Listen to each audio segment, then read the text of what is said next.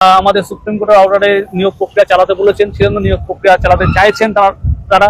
এবং হাইকোর্টে যে বিচারাধীন বিষয়গুলো আছে তার যে আউটকাম আসবে সেই আউটকামের উপর কিন্তু নির্ভর করে কিন্তু আমাদের এসএলএসটি 2 এর যে নিয়োগ প্রক্রিয়া সেটা কি হবে না হবে ভবিষ্যতে বলবে। আর সকলের মাথায় একটা দুশ্চিন্তা আছে এই ওবিসি সংক্রান্ত যে ব্যাপারটা হয়েছে। এখানে একটু ছোট্ট করে বলবো, বেশি কিছু লাইভে বলা সম্ভব নয়।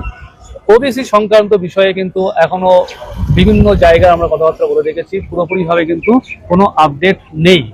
সেই জন্য নিজের মন গড়া কথা বলবেন না, অন্যকে ভয় ধরাবেন না। কি হবে না হচ্ছে 7%, এদিকে হচ্ছে 17%, এই সমস্ত বিষয় বলবেন না। মন গড়া কথাবার্তা বলে দিচ্ছেন আপনারা। যেখানে সরকারি দপ্তরে আপডেট নেই সেখানে আপনাদের কাছে আপডেট চলে আসছে তো জানি না।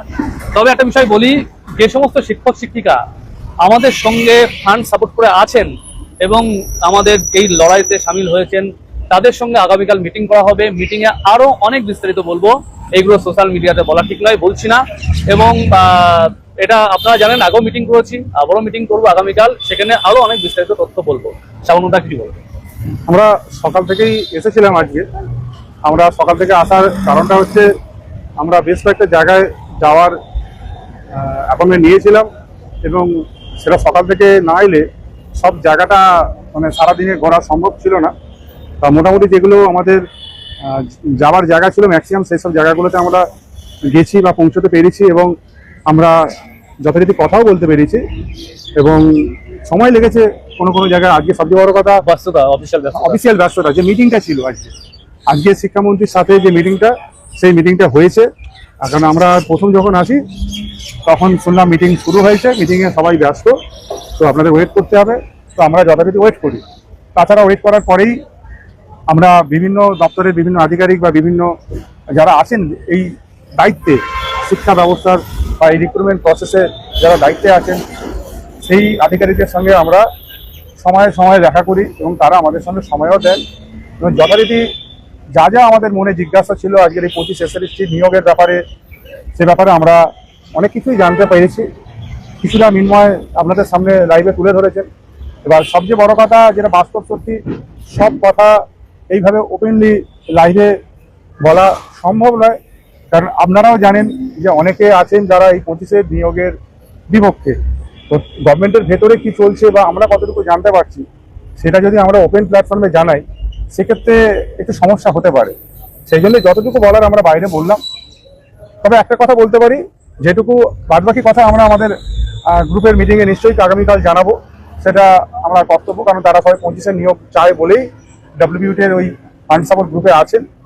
তাদের একান্ত প্রচেষ্টা বা তাদের ফান্ড সাপোর্টের জন্যই আজকে ডব্লিউবিউটি একটা ছোট টিম হয়েও লড়াই করতে পারছে। তো তাদের কাছে আমরা যাবতীয় কিছু তথ্য তুলে দেওয়াটা আমাদের নৈতিক দায়িত্ব, তাই আমরা ওনাদের কাছে তুলে দিই সময়ে সময়ে, আগামীকালও তুলে দেব। তবে একটা কথা বলতে পারি সার্বিকভাবে, যে আজকে কথার ভিত্তিতে বিভিন্ন জায়গায় সরকার কিন্তু কোর্ট যেরকম বলবে সেরকম আগাবে। তো কোর্টের লড়াইয়ের জায়গাটা কিন্তু যদি আমরা ছেড়ে দিই তাহলে কিন্তু আমরা আমাদের নিজের পায়ে কুড়ুল মারব। এটা আমি বলতে পারি। যে সংগঠন বা যারা লড়াই করছেন 25 এই নিয়োগটা নিয়ে, তাদেরকে বলবো, আমরা তো লড়ছি আমাদের জায়গা থেকে, আমাদের যতটুকু ক্ষমতা আছে। আপনারাও আপনাদের জায়গা থেকে 25 এই নিয়োগ প্রক্রিয়ার জন্য হাইকোর্টে যে সমস্ত মামলা আছে সেই মামলায় যথারীতি লয়ার দিন এবং লড়াইটা চালিয়ে যান। এবং যারা 25 এই পরীক্ষা এমপ্যানেল হয়েছেন বা 9-10-এ ভালো নাম্বার পেয়ে ইন্টারভিউতে ডাক পেয়েছেন বা পাবেন, তাদের কাছে অনুরোধ, আপনারা যাকে মনে করবেন, যে সংগঠনকে মনে করবেন যে সেটা সেফ, তাদের কাছ থেকে ফান্ড সাপোর্ট দিয়ে। কিন্তু একটা জিনিস ভাবতে হবে যে তার মধ্যে এমন জায়গায় কিছু ফান্ড সাপোর্ট করছেন যে তারা মুখে এক বলছে আর কাজে এক করছে, সেইগুলো দেখে নেওয়ার দায়িত্ব আপনাদের, সেটা আমরা বলবো না। আপনারা বিগত ইতিহাস থেকে শিক্ষা নেবেন। কারণ অনেক সংগঠন মার্কেটে এসেছে গেছে, মুখে এক বলেছে কাজে এক করেছে, তো সেই সব দেখে আপনারা সিদ্ধান্ত নেবেন। আমাদের ডব্লিউবিউটির এখন স্ট্যান্ড পয়েন্ট কি সেটা আপনাদের কাছে অনেকদিন আগে ক্লিয়ার করেছি। আমরা 16 ফেরানোর জন্য, নতুন করে 16 যারা চাকরি হারা তাদের সমর চাকরি ফেরানোর জন্য কিউডেটি ফাইল অলরেডি করে রেখেছি, তার জন্য তদবির করেছি। কিন্তু আজকের দিনে দাঁড়িয়ে যেহেতু 25 প্রসেসটা এত দূর আগিয়ে গেছে, সেখানে এই 25 নিয়োগ যদি কোনোভাবে বাতিল হয়ে যায় তাহলে কিন্তু আমাদের যারা চাকরি হারা, যারা এমপ্যানেল হয়েছেন, তাদের কিন্তু নিজের জায়গায় ফেরা প্রায় অনিশ্চিত হয়ে যাবে। কারণ 16 কবে ফিরবে তার কোনো সুনির্দিষ্ট কোনো দিশা আমরা বিভিন্ন জায়গায় ঘুরে, সেটা লয়ার হোক, আধিকারিক হোক, সরকারের বিভিন্ন জায়গায় গিয়ে আমরা কোনো জায়গায় কোনো কিন্তু পাইনি জায়গা। তবে 2025-এর যে নিয়োগ প্রক্রিয়া, সেই নিয়োগ প্রক্রিয়া আইনি জট যাতে কাটিয়ে উঠতে পারে সেজন্য WBUT সবসময় চেষ্টা করছে। এটাই বলবো, WBUT পাশে থাকুন, ফান্ড সাপোর্ট করে এগিয়ে আসুন।